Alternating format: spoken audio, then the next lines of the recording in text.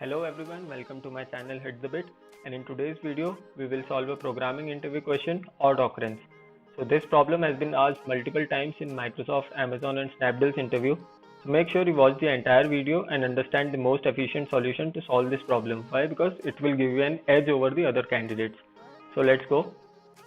The question is, you are given an array of positive integers where all numbers occur even number of times except one number which occurs odd number of times, and we need to find the number which occurs odd number of times. So let me explain you the problem with an example. So if you are given this array as input, so if we see there are just three elements which make up this entire array, which are 5, 1 and 7. So if we count the number of 5s, 5 has occurred 4 times, that is 5 has occurred even number of times. So 5 is not the answer. Now if we go to 1, 1 has occurred 2 times. So again 1 has also occurred even number of times, so 1 is also not the answer. And now if we go to 7, 7 has occurred 3 times. So 7 is the number which has occurred odd number of times. That's why your program's output should be 7. So let me summarize this again. 5 has occurred even number of times, that's why it's not the answer. 1 has also occurred even number of times, so 1 is also not the answer. But 7 has occurred odd number of times, that's why 7 is the answer. So now I would recommend you to pause the video and think about a possible solution, and then I will explain you the best solution.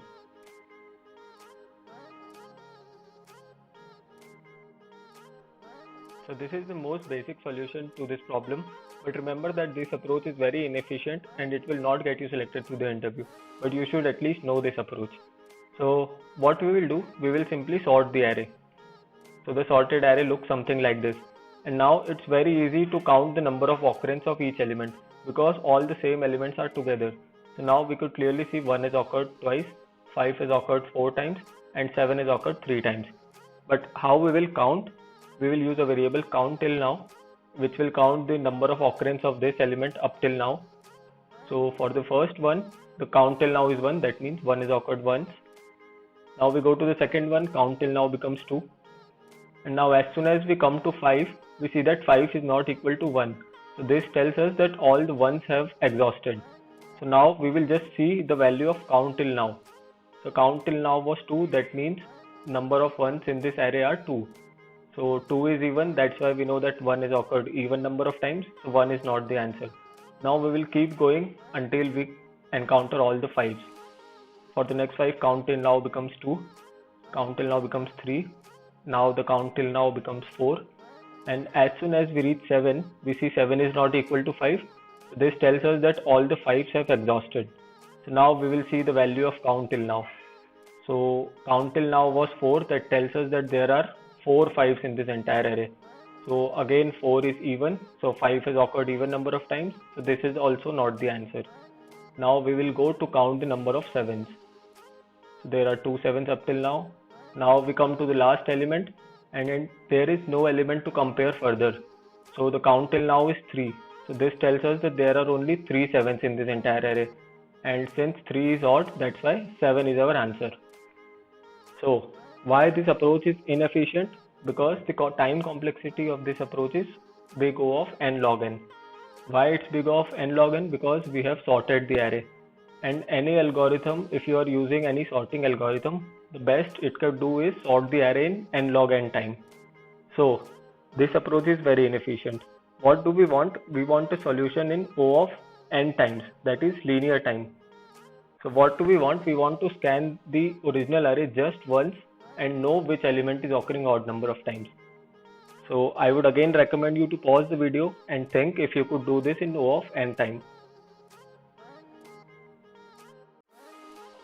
So this is the most efficient way to solve this problem, and the time complexity of this solution is O of n. So O of n time complexity means we will not sort the original array, we will just scan this original array once and we will come to our solution. So we will be doing this by using the XOR operator. So if you don't remember what an XOR operator is, you can just look at this truth table. XOR is basically a distance operator. So for 0 and 0, the distance between 0 and 0 is 0. Why? Because the bits are same. That's why their XOR is 0. Same is the case with 1 and 1. The bits are same, that's why the distance between them is 0, so their XOR is 0.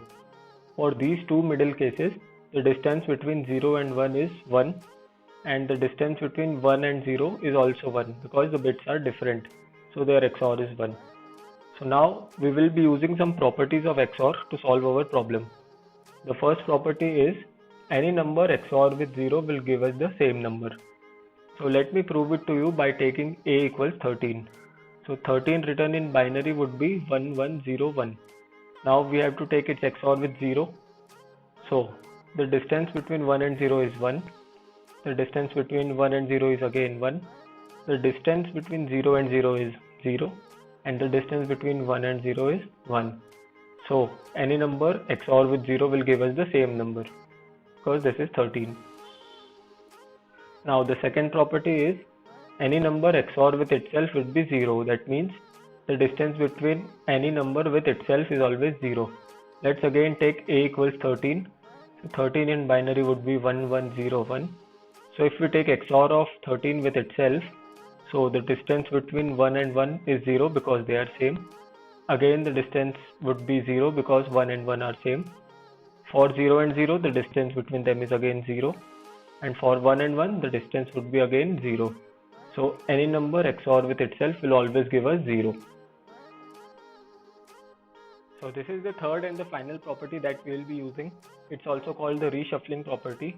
So according to it, if we want to take XOR of 4 numbers A, B, C and D, so we could do this in multiple ways. We could just reshuffle the elements in any order, the XOR will not change. So you could write this as B XOR D XOR A XOR C, or you could also write this as C XOR A XOR D XOR B. The final answer will not change, it will remain the same for all of these cases. So now let's see how we will use these properties to solve our problem. So this was the original input array given to us. So the solution is really simple. Just take XOR of all the elements and you will reach to your answer. So let me explain you how this will work. So if you take XOR of all these elements, this is what you will get. So now according to the reshuffling property, we could just write this thing as this. So now 5 XOR 5 would be 0. Why? Because any number XOR with itself is 0. Again we have this pair of 5 and 5, so its XOR would be 0. We have this pair of 1 1, so the XOR would be 0. Again for this pair of 7 7, the XOR would be 0. And in the end we will be just left with 7. So why we are able to do this is because if any number is occurring even number of times, we will always be able to make pairs of that number. And for each pair the XOR will be 0. So now to further solve this, 0 XOR with 0 will always come 0. So for all these 4 zeros, the XOR would be 0. And we will be left with 0 XOR 7. Now 0 XOR with any number is always the same number. So if we do 0 XOR 7, we will get 7.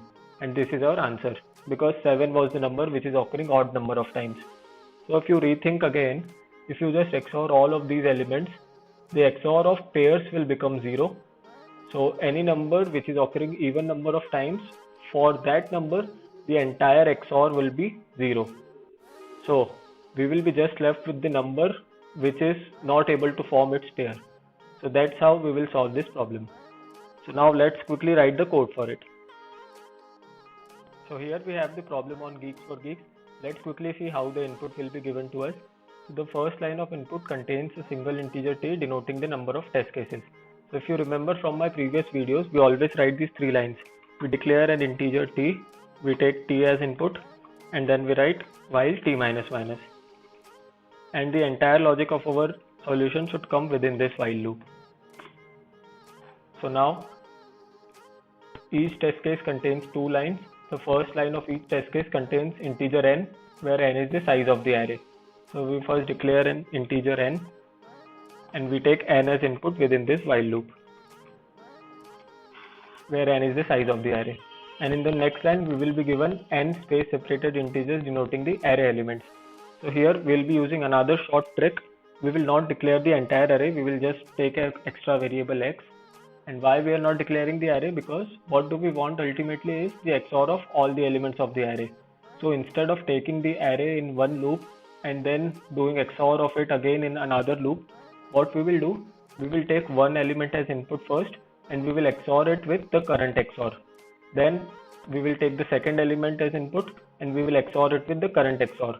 And that's how element by element we will keep XORing. So that's how we will get the XOR of entire array. So for current XOR thing, we will use another variable answer, and answer will start with 0 for each test case. And now we also need a looping variable I, because we need to take n elements as input.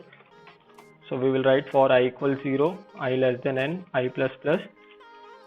And within this for loop, what we will do, we will take for the first element as input in the variable x, and we will write answer equals answer XOR x. So what this thing will do is, first, as soon as we get the first element as input, we XOR it with answer. So first element XOR with 0 will become the first element itself. Then we will get the second element as input, and then second element XOR with answer, that is second element XOR with first element. So we will get first element XOR second. When we will get the third element as input, then this line would do first element XOR second element XOR third element. So that's how we will calculate the XOR of the entire array without declaring the array. So once this while loop is finished, we will get our answer in the answer variable, and for each test case the answer should come in the new line. That's why we will write an end else statement here. Now let's try submitting this solution. So yes, our solution got accepted. So guys, if you like the approach, make sure to click the like button, and if you have any doubts regarding the approach or the coding part, let me know in the comments. I will try to address them. So that's it guys for this video today. If you are new to the channel, make sure to subscribe. See you in the next video. Thanks for watching.